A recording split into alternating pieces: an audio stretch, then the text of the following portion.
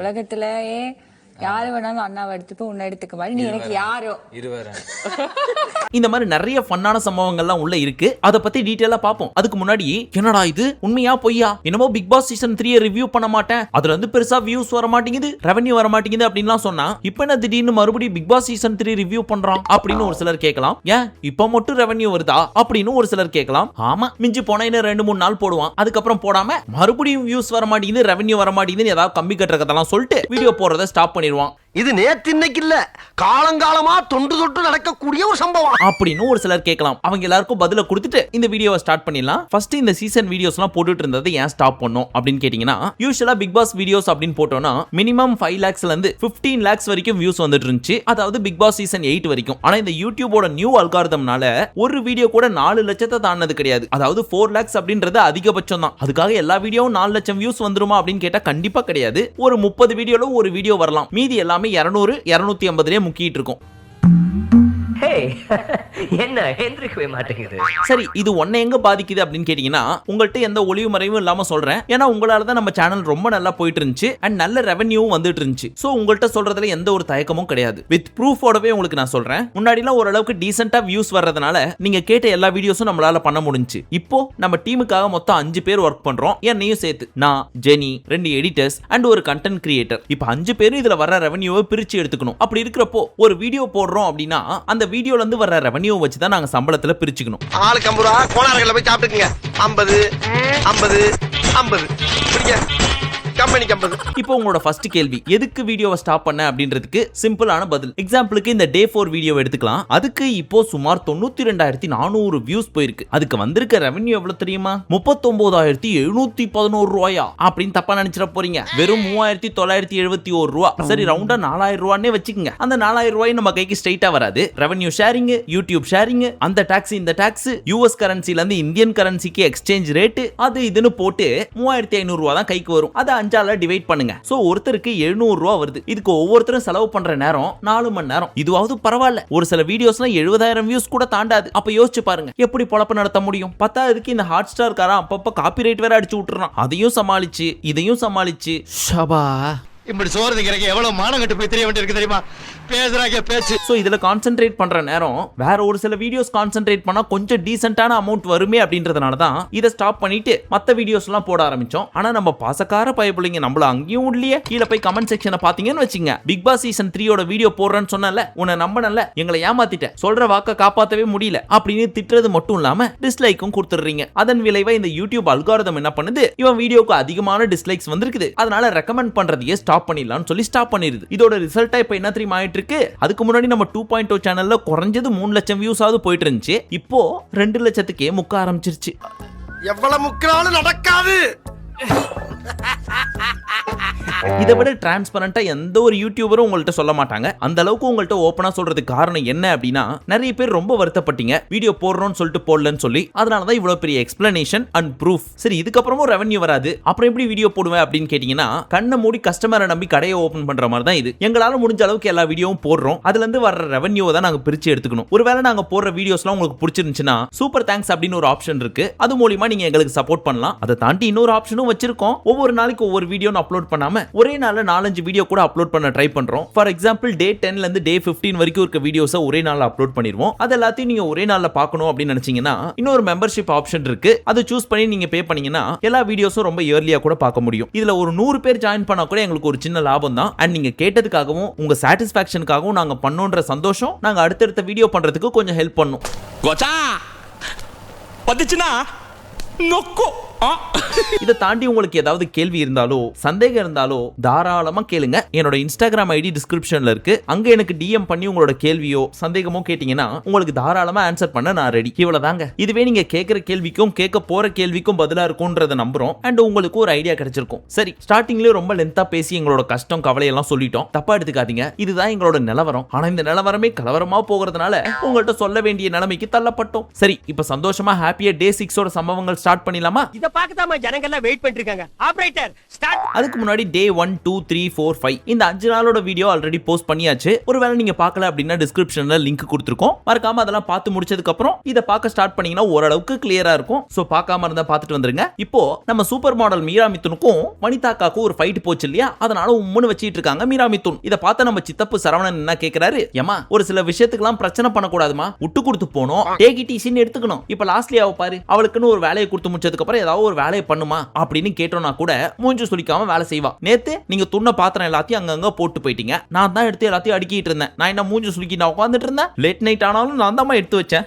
இதுக்கு போய் தேவலாம் பிரச்சனை பண்ணுகிறேன், அட்ஜஸ்ட் பண்ணி வாழ கத்துக்க சார். அப்படிலாம் என்னால பண்ண முடியாது சார். அப்புறம் எதுக்கு சார் ரூல்ஸ் இந்த வீட்ல ஒண்ணு இருக்கு? ஏமா இங்க பாரு, ரூல்ஸ் எல்லாம் என்கிட்ட பேசவே கூடாது. ஒரு சில இடத்துக்கு வந்தோம்னா அனுசரிச்சு போகணும். இந்த மாதிரிலாம் என்கிட்ட பேசிட்டு இருந்தீங்கன்னு வச்சுங்க, அவங்க துண்ண பாத்திரத்தை அவங்க கழுவி போடுங்க. யாரெல்லாம் கக்கா போறீங்களோ அவங்க அப்பப்ப கக்கூச கழுவி விட்டுருங்க அப்படின்னு ரூல்ஸ போட ஆரம்பிச்சிருவோம். நானு பார்த்து பேசணும்.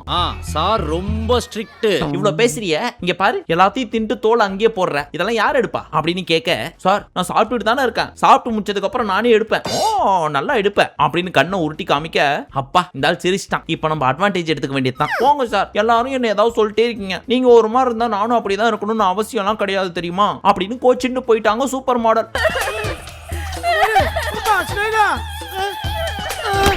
ஆனா அம்மனி ஒரு வேலையும் செய்யறது கிடையாது. ஏதாவது தப்பி தவறி செஞ்சிருச்சுன்னு வச்சுங்க, அக்கா நான் வேலை செஞ்சிட்டேன், சாண்டி நான் வேலை செய்யறப்போ கையில அடிபட்டு பிராக்சர் ஆகி தையல் போட்டிருக்காங்க பாத்தியா அப்படின்னு ஒண்ணும் இல்லாத மேட்டர் கூட மைக்க போட்டு ஊரை கூட்டி டமார் அடிக்குது.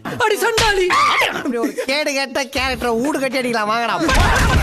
அடுத்து பூண்டு நசுக்கணும் போல இருக்கு. ஆனா அதுக்கான எக்யூப்மெண்ட்ஸ் எதுவுமே பிக் பாஸ் வீட்ல கொடுக்கலையா. அதனால நம்ம மோகன் வைத்தி என்ன சொன்னாரு, எப்பா தர்ஷன் அண்ட் லாஸ்ட்லியா குழந்தைங்களா போய் அந்த கிளாஸ் இருக்கு இல்லையா அதோட கீழ்பாகத்தை வச்சு பூண்டை தட்டுங்க, ஈஸியா நசுக்கிடலாம் அப்படின்னு சொல்ல, நம்ம ஃபாத்திமா பாபு அப்படின்னா தட்டி உடஞ்சிட போதுப்பா பார்த்து அப்படின்னு சொன்னாங்களா. உடனே அவங்க 2 பேரும் அங்க இருந்து கிளம்பி திரும்ப வந்துட்டாங்க. நீங்க ஏன்பா பூண்டு நசுக்கு சொல்றேன் போல அப்படின்னு கேட்க, அம்மா தான் உடஞ்சிரும் சொன்னாங்கல்ல அதனால வந்துட்டோம் அப்படின்னு சொல்ல, இவருக்கு ஈகோ டச் ஆயிடுச்சு. நான் சொன்னா செய்ய மாட்டீங்க, அவங்க சொன்னா செய்வீங்களா, அப்ப எனக்குன்னு மட்டும் மரியாதை கிடையாதா, சரிப்பா நீங்க ஒண்ணும் பண்ண தேவையில்ல உட்காந்துங்க அப்படின்னு சொல்ல, ஐயோ பெருசு கோச்சிச்சே சரி போய் பண்ணுவோம் அப்படின்னு போனாரு தர்ஷன். இல்ல இல்லப்பா நீ ஒண்ணும் பண்ண தேவையில்ல வந்துரு அப்படின்னு கோச்சிக்கிட்டு மூஞ்சி செரிச்ச மாதிரி வச்சுக்கிட்டாலும் உள்ளுக்குள்ள முரட்டு கான்ல இருக்காரு.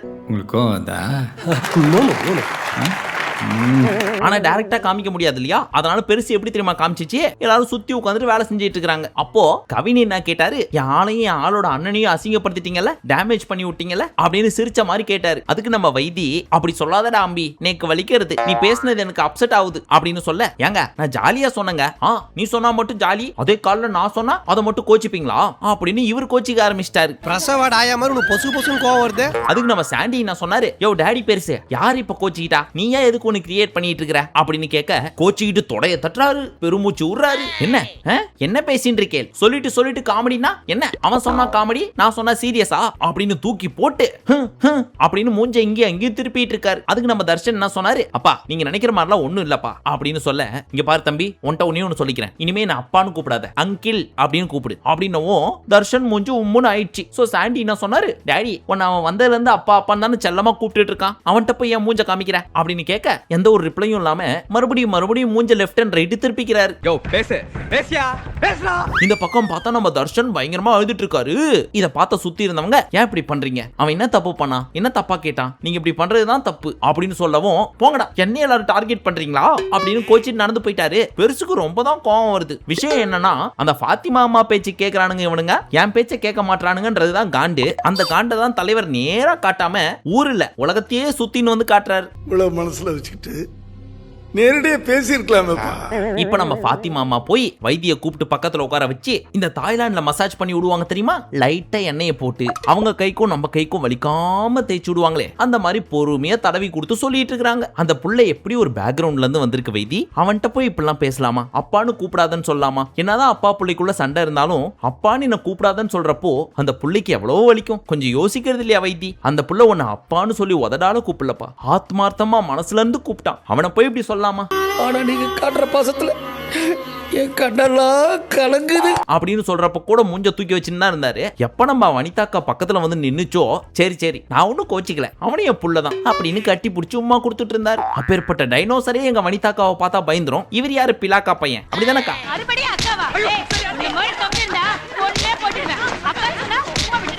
இந்த கேப்ல கவின் என்ன சொல்லிட்டு இருந்தாரு, இந்த ஆளுக்கு ஃபாத்திமா பாபு மேல காண்டு, அந்த காண்டு எடுத்துன்னு வந்து இவன் மேல காமிச்சிட்டு இருந்தா அவன் என்ன பண்ணுவான் பாவம் அப்படின்னு சொல்லிட்டு இருக்க, நம்ம சித்தப்பு அங்க இருந்து வந்து, டேய் நீ வேற ஏன்டா அவனை ஏத்தி விட்டே இருக்க, அந்த ஆள் வயசானவன்டா, ஒரு இடத்துல உட்கார்ந்து இருக்க மாட்டான், அங்க இங்க நடந்துனே இருந்திருப்பான், அந்த ஆளை கூட்டு வந்து வீட்டுக்குள்ள போட்டா அப்படிதான் இருக்கும், பெரிய மனுஷன்டா, விட்டு கொடுத்துட்டு போங்க அப்படின்னு ஒரு சில அட்வைஸ்களை போட்டுட்டு இருந்தாரு. அப்ப நம்ம சாண்டி அட்வைஸ் மோட்ல இருந்தாரு. ஒருவேளை எப்பயும் இருக்க மாதிரி ஜாலி மோட்ல இருந்திருந்தாருன்னு வச்சுங்க, ஒரு பெருசுக்கு தான் தெரியும் இன்னொரு பெருசோட வலி அப்படின்னு ஒரு கவுண்டரை போட்டு கலாச்சி விட்டுருப்பாரு. அதை சாண்டி சொல்றதுக்குள்ள இந்த டயலாக சொல்லி முடிச்சுட்டு எஸ்கேப் ஆயிட்டாரு நம்ம சித்தப்பு.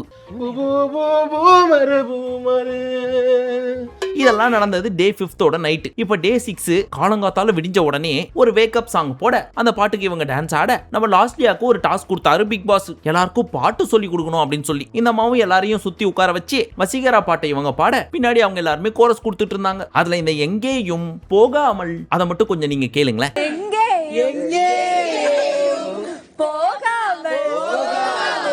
பாட சொன்னா ஓ ஒப்பாரி வைக்கிறேன், காதுக்குள்ள சங்கூதன மாதிரி இருக்கு. இது என்ன கல்யாண விடல இலை விடா? இப்ப இந்த கடந்து வந்த பாதை இன்னும் முடியல இல்லையா? மோஸ்டா நிறைய பேர் சொல்லி முடிச்சிட்டாங்க. ஆனா இந்த சாண்டி, மீரா மிதுன், லாஸ்ட்லியாலாம் சொல்லி முடிக்கலன்றதுனால எல்லாரையும் ஆக்டிவிட்டி ஏரியாக்கு வர சொன்னாரு பிக் பாஸ். எல்லாரும் வந்துட்டாங்க. ஆனா ஒரே ஒரு பயபுள்ளைய மட்டும் காணும். யாருன்னு பார்த்தா நம்ம சூப்பர் மாடல். அந்த பயபுள்ள லேட்டாக்க நம்ம வனிதாக்காக்கும் உச்சக்கட்ட காண்டாவுது. இவளுக்காகலாம் நான் வெயிட் பண்ணுமா? நம்மளாலாம் வெயிட் பண்ண முடியாது, வாங்க போய் சாப்பிடலாம், இவெல்லாம் ஒரு ஆளுன்னு வெயிட் பண்ணிக்கிட்டு அப்படின்னு சொல்லிட்டு இருக்க, நம்ம ஃபாத்திமா பாபு சாந்தப்படுத்திட்டு இருக்காங்க. கோபப்படாத வனிதா, கூலாயிரு, மெடிடேட் பண்ணு, பொறுமையே பெருமை. மெடிடேட் பண்ணுமா? ஆமா மெடிடேட் பண்ணதான் இங்க வந்திருக்கோம் பாரு அப்படின்னு சொல்லிட்டு இருக்க, சடனா நம்ம சூப்பர் மாடல் மீரா சிகக்காய் போட்டு தலை குளிச்சு ஈரத்தலையோட உள்ள வராங்க. அப்படியே ஒரு சைலன்ஸ். அப்பேற்பட்ட வனிதாக்காவே சைலண்ட் ஆயிட்டாங்கன்னா பாத்துங்களேன் டக்குன்னு. அப்புறம் ஒரு செகண்ட் யோசிச்சாங்க, இது வர்றதுக்காக நம்ம எதுக்கு சைலண்ட் ஆகணும், அப்ப நம்ம பயந்துட்டோம்னு நினைச்சிருவாங்க ஆடியன்ஸ். இப்ப பாரு, அவளை டைரக்டா அடிக்க முடியாது, இந்த ஃபாத்திமா பாபுவை போட்டு அடிப்போம். என்ன ஏன்டா அடிக்கிற? இங்க அடிச்சாதான்டா அங்க வலிக்கும் அப்படின்னு அந்த பீஸை மைண்ட்ல வச்சுக்கிட்டு எல்லாருக்கும் பொதுவா ஒரு அட்வைஸ் கொடுக்குறேன் அப்படின்னு ஒரு அட்வைஸை கொடுத்தாங்க. அது என்னன்னா, யாராவது ஒருத்தங்க கடுப்புல இருக்கிறப்பவோ அழுதுட்டு இருக்கிறப்பவோ காம், ரிலாக்ஸ், கூல் அப்படிலாம் சொல்லாதீங்க. அவங்களுக்கான ஸ்பேஸ் அவங்களுக்கு கொடுங்க. நான் அதை பண்ண மாட்டேன், யாரும் இதை பண்ணக்கூடாது, புரியுதா? புரியுதுங்க, ப்ராமிஸுங்க அப்படின்னு கத்தி மீரா மேல இருக்க காண்ட தூக்கி ஃபாத்திமா மேல போட, அந்த அம்மாவும் கோல்கேட் விளம்பரத்துல வர்ற மாதிரி பல்ல காமிச்சு சிரிச்சிட்டு இருந்தாங்க. என்னடா சிரிப்பு? என்ன?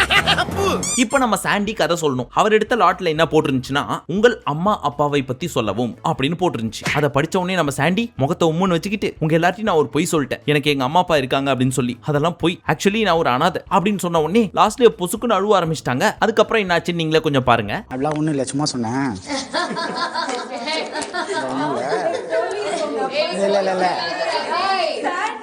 எப்படி என் பெர்ஃபார்மன்ஸ்? இந்த முகம்லாம் செவந்து போயிருச்சு, பயந்துட்டு அடிச்சாலும். அதுக்கப்புறம் சாண்டி அவரோட கதையை சொன்னாரு. ஒரு நாள் சின்ன வயசுல நான் 6th ஸ்டாண்டர்ட் படிக்கிறப்போ ஒரு ஆத்துல போய் குளிச்சேன். அப்போ எவனோ ஒருத்தன் நான் குளிச்சிட்டு இருக்கிறப்ப என்னோட துணியெல்லாம் தூக்கின்னு போயிட்டான். நான் பஸ் பிடிச்சி தான் என் வீட்டுக்கு போனோம். ஆனா போட்டுக்கிறதுக்கு ஒட்டு துணி இல்ல. அந்த ஆத்துக்கு பக்கத்துலயே ஒரு கீஞ்ச துணி எல்லாம் கிடக்கும் தெரியுமா, அதுல உன்னை தூக்கி போட்டு பஸ்ல போய் நின்னுட்டேன். அந்த கண்டக்டர் என்ன மேலையும் கீழையும் பார்த்துட்டேன், என்னடா அது அப்படின்னு கேட்டான். ஆனா இப்படி ஆயிடுச்சுன்னா அதனாலதான் இப்படி போட்டுன்னு வந்தேன் அப்படின்னு சொல்ல, சரின்னு கூட்டின்னு போய் வீட்டு வாசல்ல இறக்கி விட்டாங்க. சரின்னு வீட்டுக்குள்ள போலான்னு பார்த்தா எங்க அம்மா வாசல்ல நின்னுட்டு, என்னடா கோலம் இது, இனிமே போவியா, என்ன அசிங்கப்படுத்துறதுக்கே எப்படி பண்றியா நீ அப்படின்னு தரையில கல்லுப்ப கொட்டி அது மேல முட்டி போட வச்சு கையில அம்மிக்கல்ல தூக்கி கொடுத்துட்டாங்க. அப்பேற்பட்ட டெரர் எங்க அம்மா அப்படின்னு சொல்லிட்டு இருந்தாரு. ட்ரெஸ் எங்க? அது குண்டு விழுந்த ஈராக்கு நிதி கொடுத்துட்டேன். அதுக்கு உங்க ட்ரெஸ்ல கொடுக்கணும். கஷ்டம்னு வந்து அந்த கைப்புள்ள கரணனா மாறிடும். அடுத்து லாஸ்ட்லியாவின் கதை. உங்க வாழ்க்கையில சரிவு எப்ப நடந்துச்சு அப்படின்னு கேட்டதுக்கு, எங்க அப்பா ஒரு டிரைவர், எனக்கு 2 தங்கச்சி ஒரு அக்கா இருந்தாங்க. எங்க அப்பா வேலைக்கு போறதுக்கு முன்னாடி எங்க அம்மாட்ட சொல்லிட்டு போறாரு, ஏதோ தப்பா இருக்கு, நாங்க ஸ்ரீலங்கால இருக்கோம் அப்படின்றதுனால சிச்சுவேஷன் சரியில்லை, அண்ட் என் மைண்டுக்குள்ளேயும் தப்பா ஓடிக்கிட்டே இருக்கு ஏதோ, சோ பிள்ளைங்களை கொஞ்சம் பத்திரமா பாத்துக்கோன்னு சொல்லிட்டு போனாரு. அப்புறம் கொஞ்ச நேரம் கழிச்சு எங்க அம்மா தூங்கிட்டு இருந்தாங்களா, ஸ்கூல்ல இருந்து என் தங்கச்சி எல்லாம் வந்தாளுங்க. எங்க அக்கா எப்பவுமே கொஞ்சம் கோவப்படுவா, அண்ட் 2 நாளா எங்க அம்மாவோட சண்டை வேற, சோ அதை டைவர்ட் பண்ணும் அப்படின்றதுக்காக ஸ்கூல்ல இருந்து வந்த தங்கச்சிகளோட விளையாடி விளையாடிட்டு இருந்தா. அப்ப திடீர்னு ஏஞ்சி வந்த எங்க அம்மா, வளர்ந்த பிள்ளைங்க தானே இப்படியே விளையாடிட்டு இருப்பீங்க, ஸ்கூல்ல இருந்து வந்த உடனே யூனிஃபார்ம் கட்டணும்னு தெரியாது அப்படின்னு கத்திருக்காங்க போல இருக்கு. அதை கேட்ட உடனே அவங்க அக்கா அம்மா மேல இருந்த கடுப்புல தங்கச்சிகளை போட்டு அடிச்சிருக்கு போல இருக்கு. அப்ப அந்த குழந்தை கீழே விழுந்து இடுப்புல கல்லு குத்தி ரத்தமும் வந்திருக்கு போல இருக்கு. சாதாரணமாவே இவங்க அம்மா ஏதாவது கத்திக்கிட்டே இருப்பாங்க. இதை பார்த்துட்டு இன்னமும் கத்த அக்கா பயங்கரமா பயந்து போயிட்டாங்களாம். அப்பா வேற கவனமா இருங்க அப்படின்னு சொல்லிட்டு வேற போயிருக்காரா. அந்த பயமும் இவங்களுக்கு ஜாஸ்தியா இருக்கு. கொஞ்ச நேரத்துக்கு அப்புறம் அவங்க அம்மா எங்கேயோ வெளில போயிருக்காங்க ஏதோ ஒரு வேலைக்காக. அப்போ கோவத்துல இந்த அக்கா ரூம்குள்ள போய் கதவை பூட்டிட்டாங்க. அப்ப நம்ம போய் சமாதானப்படுத்தலாம் அப்படின்னு சொல்லி லாஸ்ட்லயா கதவை தட்டியிருக்காங்க.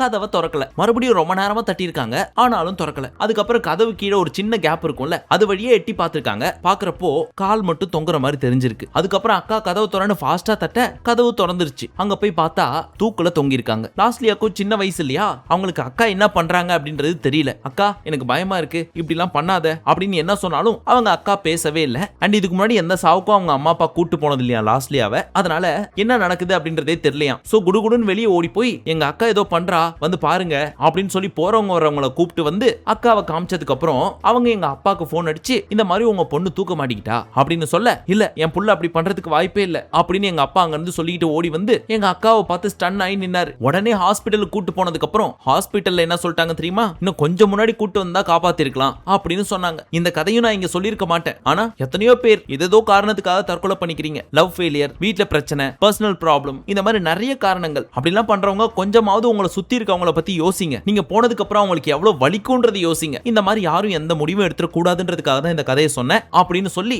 பயங்கரமா ஃபீல் பண்ணி அழுதுகிட்டே சொன்னாங்க லாஸ்ட்லியா. அதை கேட்கிறப்ப நமக்கே ஒரு பாயிண்ட்ல அழுக வந்துருச்சு. அப்போலாம் நீ எதுக்கு கலகனது இல்லையடா?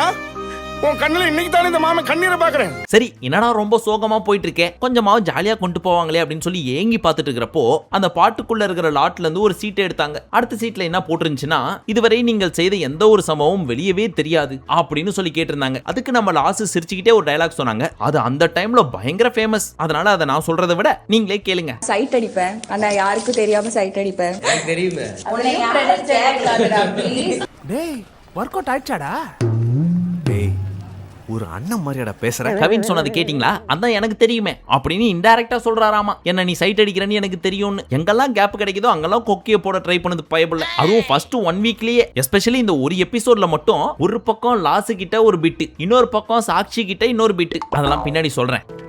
அவன் மான்ஸ்டர், ஜெங்கிஸ் கன்னு சொல்வாங்கல்ல, he's such a playboy. இப்போ இந்த சைட் அடிப்ப மேட்டருக்கு வருவோம். எப்பவுமே ஒரு பழமொழி சொல்லுவாங்க, சிவ பூஜையில கரடி பூந்த மாதிரி அப்படின்னு சொல்லி. அதுக்கான பெஸ்ட் எக்ஸாம்பிள் நான் உங்களுக்கு ஒன்னு சொல்லட்டுமா? இப்போ லாஸ்ட்லியாவும் கவினும் பேசிட்டு இருக்கிறப்போ வனிதாக்கா உள்ள பூந்து சைட் அடிக்கிறதோட நிறுத்திக்கணும், லவ்வுக்கு இவன் டெவலப் பண்ணாம மூடிட்டு வந்து உட்காரு அப்படின்ட்டாங்க. இப்ப புரியுதா அந்த பழமொழிக்கான அர்த்தம்? குறுக்கு இந்த கௌசிக் வந்தா. அடுத்து முகேன் தன்னோட ஸ்டோரியை சொன்னாரு. வெளியே சொல்லாத ரகசியம் அப்படின்னு கேட்ட கேள்விக்கு அது என்னன்னா, அம்மா அப்பா லவ் மேரேஜ் பண்ணிருக்காங்க. 2 பேருக்குமே 2 பேரையும் ரொம்ப பிடிக்குமா. அண்ட் இவருக்கும் அவங்க அப்பா அம்மாவை ரொம்ப பிடிக்குமா. இவருக்கு ஒரு தம்பி அண்ட் தங்கச்சி. ஆனா ஒரு பாயிண்ட்ல பிரச்சனை என்னாச்சுன்னா, அம்மாக்கு அப்பா மேல சந்தேகம், அப்பாவுக்கும் அம்மா மேல சந்தேகம். அதனால அப்பா அம்மாவை போட்டு பயங்கரமா அடிக்க ஆரம்பிச்சிருக்காரு. அண்ட் பிள்ளைங்களையும் சேர்த்து. முகேன் ஒரு 5th ஸ்டாண்டர்ட் படிச்சிட்டு இருக்கிறப்போ இந்த மாதிரியான பிரச்சனைகள் ரொம்ப ஜாஸ்தியா இருந்திருக்கு. அதுக்கு முன்னாடி வரைக்கும் ஸ்கூல்லயே இவர் தான் டாப்பரா. ஸ்கூல்ல இருக்க எல்லா டீச்சர்ஸ்க்குமே இவரை ரொம்ப பிடிக்குமா. இந்த பிரச்சனைக்கு அப்புறம் ஸ்கூல்ல இருக்க டீச்சரையே சேரால அடிக்க போயிருக்காரு. அண்ட் அப்பப்போ செவுத்த பார்த்து தனியா பேச ஆரம்பிச்சிருக்காரு. இத பார்த்த டீச்சர்ஸ் என்ன சொல்லிருக்காங்க, அவருக்கு மென்டலி ஏதோ பிரச்சனை இருக்கு, மென்டல் ஹாஸ்பிடல்ல போய் சேருங்க அப்படின்னு சொல்லிருக்காங்க. அதுக்கப்புறம் இவரால படிப்பு மேலயும் கான்சென்ட்ரேட் பண்ண முடியல. வீட்லயும் தம்பி தங்கச்சிகளை போட்டு அடிக்க ஆரம்பிச்சிருக்காரு அப்பா. சோ ரொம்ப டிஸ்டர்ப் ஆன இவரு ஒரு பாயிண்ட்ல எல்லாரையும் போட்டு இவங்க அப்பா அடிக்கிறத பார்த்துட்டு சட்டையை கழட்டி போட்டு அப்பா கூடவே சண்டைக்கு நின்றுருக்காரு. ஏன்னா அடிக்கிறது மட்டும் இல்லாம நிறைய கெட்ட கெட்ட வார்த்தைகள் எல்லாம் பேசுவாராம். எஸ்பெஷலி ஒரு அம்மாவை பத்தி பிள்ளைங்கள்ட்ட என்னென்ன பேசக்கூடாதோ அதெல்லாம் பேசிருக்காரு அவங்க அப்பா. இதெல்லாத்தையும் இவர் ஷேர் பண்ணி முடிச்சதுக்கு அப்புறம், சாரிப்பா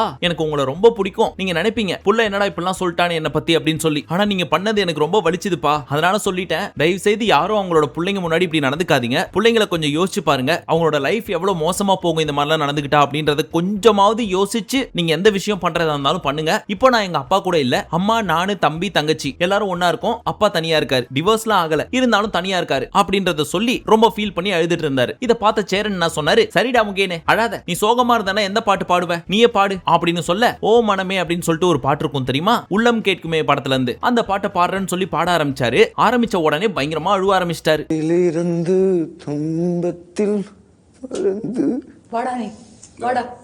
ஹலோ இப்ப அழுததாவே இல்ல நான் ஏன் அவ கதையை கேட்டு என்னால தாங்க முடியும். இதை கேட்ட சரவணன் and சுத்து வட்டாரத்துல இருக்க எல்லாரும் என்ன சொன்னாங்க, எப்பா நீ பாடவே வேணாம்ப்பா, பாவம் அந்த புள்ளையே கஷ்டத்துல இருக்கு, இப்போ சோக பாட்டை பாட வச்சு அழ வைக்கிறார் இவரு அப்படின்னு சொல்ல, இல்ல நான் பாடுறேன் அப்படின்னு இவரு, சரி பாடு ஆனா அழுவாம சந்தோஷமா பாடு அப்படின்னாங்க. இந்த சோக பாட்டை எப்படி அழாம சந்தோஷமா பாட முடியும்? இருந்தாலும் அழாம அந்த பாட்டை பாடி முடிச்சதுக்கு அப்புறம் இப்ப யாராவது என்ன கட்டி பிடிங்கப்பா அப்படின்னு சொல்லி கையை காமிச்சாரு. பய புள்ளைங்க ஒண்ணு கூட வந்து கட்டி பிடிக்கல. இதுவே கவின் பண்ணதுக்கு மட்டும் அத்தனை பீசுங்க போய் கட்டி பிடிச்சிச்சிங்க. பாவம் எவ்வளவு வலிச்சிருக்கும் அவருக்கு.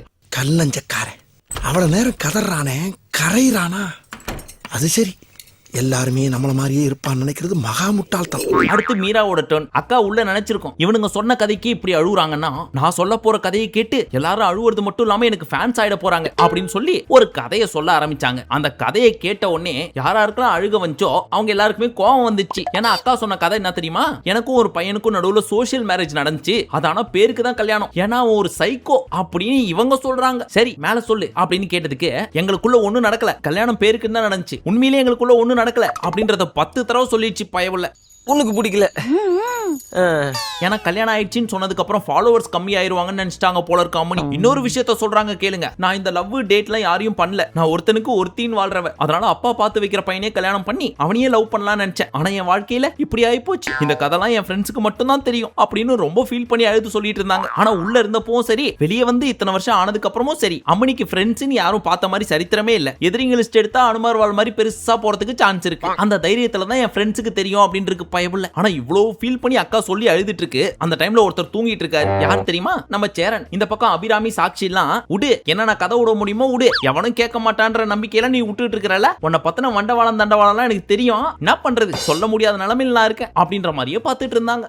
அவன் மேல எந்த நடவடிக்கையும் எடுக்க முடியாத நிலைமையில நான் இருக்கேன். அங்க உட்கார்ந்து கேட்டுட்டு இருந்த எல்லாருமே கல் நெஞ்சக்காரங்கப்பா. ஒருத்தர் கூட அழுவல. சாரி ஒருத்தர் மட்டும் அழுதுட்டு இருந்தாங்க. சொல்ல மறந்துட்டேன். அவங்க யாருன்னு கேக்குறீங்களா? வேற யாரு, நம்ம சூப்பர் மாடல் தான். அவங்க கதையை கேட்டு அவங்களே அழுதா மட்டும் தான் உண்டு. ஏன்னா இந்த கதைக்கு எண்டு கார்டு போட போறதுக்கு முன்னாடி என்ன தெரியுமா சொன்னாங்க, என் பின்னாடி நிறைய பேர் சுத்தினாங்க, என்ன நிறைய பேர் லவ் பண்றேன்னு சொன்னாங்க, கல்யாணம் கூட பண்ணிக்கிறேன்னு சொன்னாங்க, ஆனா எனக்கு தான் யாரு மேலயுமே லவ்வும் வரல, கல்யாணமும் பண்ணிக்க தோணல. இந்த மாதிரி ஒரு கதையை சொன்னா எவனுக்காவது அழ வருமா? ஏங்க ஏன் மூஞ்சில காரி துப்புறீங்க? சோ இப்போ எல்லாரும் கதை சொல்லி முடிச்சதுக்கு அப்புறம் அவங்க இடத்துக்கு போயிட்டாங்க. அப்ப சூப்பர் மாடலை வனிதாக்கா தனியா கூப்பிட்டு, சாரிப்பா உன்னை நான் ரொம்ப திட்டிட்டேன், வேணும்னா உங்க அப்பா அம்மா வீட்டுக்கு போ அப்படின்னு கூட சொல்லிட்டேன், அப்ப எனக்கு தெரியாது உனக்கு அப்பா இல்லன்னு, மன்னிச்சுக்கப்பா. இல்ல மன்னிப்புலாம் அக்கா கேட்கல, தப்பா எடுத்துக்காதடா அப்படின்னு தான் சொன்னாங்க. அப்படி சொல்லி முடிச்சதுக்கு அப்புறம் ஒரு அக்காவா நினைச்சா கூட பரவாயில்ல, நான் சொல்றது கொஞ்சம் கேளு, உன் கதையை மத்தவங்கள்ட்ட பகிர்றப்போ அவங்களுக்கான ஸ்பேஸை நீ கொடு, உன் கதையை தெரிஞ்சுக்கட்டும், நீ சந்தேகப்படுறது தப்பு இல்ல, உன் பாஸ்ட் அப்படி இருந்திருக்கு, ஆனா எல்லாரும் தப்பு கிடையாது, ஒரு சில நல்லவங்களும் இருக்காங்க அப்படின்னு அக்கா தன்னையே திரும்ப திரும்ப சொல்லிட்டு இருந்தாங்க. ஆனா யார் அந்த நல்லவங்க அப்படின்னு கடைசி வரைக்கும் மீரா மிதுனோட கண்டே பிடிக்க முடியல. உனக்கு தெரியல, உனக்கு தெரியல. இப்ப நைட் ஆயி போச்சு. நம்ம கவின் கொஞ்சம் ரொமான்ஸ் பண்ணோம்ல, கேர்ள்ஸ் கார்டன் ஏரியால படுக்கையை போட்டு வரிசையா படுத்துட்டு இருந்தாங்க. நானும் படுக்க வரேன் அப்படின்னு பக்கத்துல பாயை இழுத்து இவரும் படுத்துக்கிட்டு ஜாலியா கடலை போட்டுட்டு இருந்தாரு. அப்போ யாரோ லாஸ்ட்லியாவோட மண்டையை கழுவி இருக்காங்க போல இருக்கு. கவினை அண்ணனும் கூப்பிடு அப்படின்னு சொல்லி, அதனால அந்த பொண்ணு கூப்பிட்டு இருக்கு. ஆனா தலைவர் என்ன அண்ணன் எல்லாம் கூப்பிடக்கூடாது, பிரதர்னு மட்டும் சொல்லாதீங்க, நைட் எல்லாம் தூக்கம் வர மாட்டேங்குது. உண்மைகள் சில நேரம் கசக்கு தான் செய்யும் பிரதர். கூப்பிட்டனா உன் வாட்டர் பாட்டில தரமாட்டேன் அப்படின்னு புடிங்கி வச்சுக்கிட்டாரு. அதனால இவங்க ரெண்டு பேருக்குள்ள ஒரு ஒப்பந்தமா, உன் வாட்டர் பாட்டில் என் கையில இருக்குல்ல, அதை விடியறதுக்குள்ள நீ எடுத்துட்டேன்னா நான் உன்னை தங்கச்சின்னு ஒத்துக்கிறேன், அப்படி எடுக்கல இந்த ஜென்மத்துக்கு நீ என்ன அண்ணனு கூப்பிடவே கூடாது அப்படின்னு போட்டிருக்காங்க ஒண்ணு. சபாஷ், சரியான போட். சோ தலைவர் என்ன பண்றாரு, மூஞ்சி கழுவ, Dress மாத்த சொல்ல, கக்கூசுக்கு போக சொல்ல கூட வாட்டர் பாட்டில தூக்கிட்டு போயிருக்காரு. ஒரு பாயிண்ட்ல சாண்டி கிட்ட சொல்லி அந்த பாட்டில கையோட கட்டி புத்தூர் மாவு கட்டு மாதிரியே கட்டிட்டு சுத்திட்டு இருந்தாரு. இந்த கேப்ல சாட்சி வேற, டேய் உண்மையை சொல்லு, அந்த வாட்டர் பாட்டில் வேணுமா இல்ல நான் வேணுமா அப்படின்னு கேட்க, ஏமா போட்டி போறதுக்கான நேரமா இது அப்படின்னு கேட்டாரு இவரு. அப்ப எனக்கு மரியாதை இல்லையா அப்படின்னு சாட்சி கேட்க, ஏன் இல்ல மரியாதை, லாஸ்ட்லி என்ன அண்ணனு கூப்பிட கூடாதுன்றதுக்காக வாட்டர் பாட்டில தான் தூக்கினேன், நீ எனக்கு வேணும் அப்படின்றதுக்காக உன்னை தோல் மேல தூக்கி வச்சுட்டு பாகுபலி மாதிரி வீட்டுக்குள்ள ஃபுல்லா சுத்தி வருவேன் அப்படின்னு ஒரு பிட்ட போடுது. நிறைய போறான்டா. வீட்டுக்குள்ள இருக்கிற கல்யாணம் ஆகாத பொண்ணுங்க 4-5 தான் இருக்குது. அதுங்களுக்கே இவ்வளவு பிராக்கெட்னா எத்தனையோ பேர் சரவணன் மீனாட்சி எல்லாம் பார்த்துட்டு பயங்கர ஃபேனா இவர் கூட பேசியிருப்பாங்க. தலைவர் பிராக்கெட் எல்லாம் போட்டிருக்க மாட்டாரு. கிரிக்கெட் ஸ்டேடியம்ல இருக்கிற பவுண்டரி மாதிரி பெரிய கயிறா சுத்தி போட்டிருப்பாரு. ஃபைனலி நம்ம லாஸ்ட்லியாவால பாட்டில எடுக்க முடியல. அதனால அவங்களே சாஷ்டாங்கமா ஒத்துக்கொள்ள கவின் என்ன சொன்னாரு, உலகத்துல யார வேணா அண்ணன் கூப்பிடுவேன், கவினை மட்டும் அண்ணனா ஏத்துக்கவே மாட்டேன் அப்படின்னு சொல்லி ப்ராமிஸ் பண்ணு அப்படின்னு கேட்க, அவங்களும் ப்ராமிஸ் பண்ண அதுக்கப்புறம் தான் கொடுத்தாரு வாட்டர் பாட்டில். ஒழுங்கா தங்கச்சியா அன்னைக்கு ஏத்திருந்தா லாஸ்ட்லியாக்கு கல்யாணம் ஆகி 2 குழந்தை பிறந்திருக்கும். ஆனா பயபுள்ள உள்ளுக்குள்ள பூந்து காதல் சித்து விளையாட்டு எல்லாம் விளையாடி இந்த பீஸ் கல்யாணம் பண்ணிட்டு போயிடுச்சு. அந்த பொண்ணு இன்னும் சிங்கிளா சுத்திட்டு இருக்குது. உடுதாசனா எல்லாம் ஏமாந்த வரைக்கும் போதும். அதெல்லாம் சரி, இது சனிக்கிழமை எபிசோட் ஆச்சே, வீடியோவே முடிய போகுது, ஆண்டவர் வரலையா அப்படின்னு கேட்டா வந்தாரு. லாஸ்ட் 15 மினிட்ஸ் மட்டும் வந்துட்டு வீட்டுக்குள்ள நடந்ததை பத்தி பேசுவாரு அப்படின்னு பார்த்தா அது ஒரு ஃபிஷ் டேங்க் இருக்குல்ல, அதுக்குள்ள சீட் எழுதி போட்டு வச்சிருப்போம், அதை ஒவ்வொருத்தரா எடுத்து படிச்சு என்கிட்ட கேள்வி மேல கேள்வியா கேளுங்க, அதுக்கு நான் பதில் சொல்றேன் அப்படின்ட்டாரு.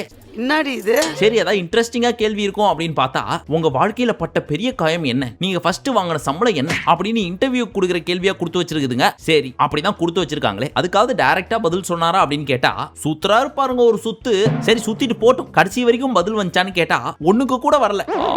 எனக்கு பட்ட முதல் காயம் அப்படின்னு ஆரம்பிச்சு, காயம்ன்றது என்ன, நமக்கு வலிக்கிறது மட்டும்தான், அந்த வலியை உருவாக்குறது யாரு, நம்ம தான். சோ நம்ம காயமா பார்த்தாதான் அது காயம், அந்த வலியை ஏத்துக்க முடிஞ்சா அது காயமே கிடையாது அப்படின்னு கேள்வி கேட்டவனையும் கடுப்பேத்தி 1/4 மணி நேரத்தை அசால்ட்டா ஓட்டிட்டாரு. அண்ணே அவரோட பழக்கம் அது. அவர் ஒரு விஷயத்தை ஃப்ளோவா சொல்றப்ப இடையில மரத்தை டிஸ்டர்ப் பண்ணீங்க. அண்ணன் ஃபர்ஸ்ட்ல இருந்து ஆரம்பிப்பாரு. அதை தாண்டி எபிசோடுக்குள்ள போய் என்ன பேசினாரு அப்படின்னு கேட்டா தர்ஷன் கதையை கேட்டேன், இதே போல் ஒரு நாள் தெனாலி படத்தின் பொழுது அப்படின்னு தெனாலி படத்தோட ஷூட்டிங் ஸ்பாட்டை பத்தி சொல்ல ஆரம்பிச்சிட்டாரு. இப்படிதான் போச்சு சனிக்கிழமையோட எபிசோட். சரி, இந்த வீடியோ உங்களுக்கு பிடிச்சிருந்துச்சுன்னா மறக்காம ஒரு லைக் பண்ணி இந்த மாதிரி நிறைய அடுத்தடுத்த எபிசோட்லாம் பார்க்கணும் அப்படின்னு நினைச்சீங்கன்னா மறக்காம நம்ம சேனலை சப்ஸ்கிரைப் பண்ணி வச்சுக்கோங்க. எங்க ஒரு வாட்டி அடி பார்க்கலாம். கரெக்ட் லுக் கொடுக்குறேன். சப்ஸ்கிரைப் பண்றது மட்டும் இல்ல, நெக்ஸ்ட் வீடியோ வர்றதுக்கு ஒரு நாள் வெயிட் பண்ணணும்ன்ற அவசியம் கிடையாது. ஏற்கனவே சொன்ன மாதிரி நீங்க எங்களுக்கு சப்போர்ட் பண்ணணும்னு நினைச்சாலும் சரி, முன்னாடியே வீடியோ பார்க்கணும் அப்படின்னு நினைச்சாலும் சரி, கீழே ஜாயின் அப்படின்னு ஒரு பட்டன் இருக்குல்ல, அதை கிளிக் பண்ணி ஒரு மெம்பரா நீங்களும் ஆட் ஆனீங்கன்னா வீடியோவை ஏர்லியாவும் பார்க்கலாம், எங்களுக்கும் கொஞ்சம் சப்போர்ட் பண்ண மாதிரியும் இருக்கும். சோ பார்த்து பண்ணி விடுங்க. மீண்டும் உங்களை அடுத்த வீடியோவில் சந்திக்கும் வரை நன்றி, வணக்கம், நமஸ்தே, நமஸ்கார்.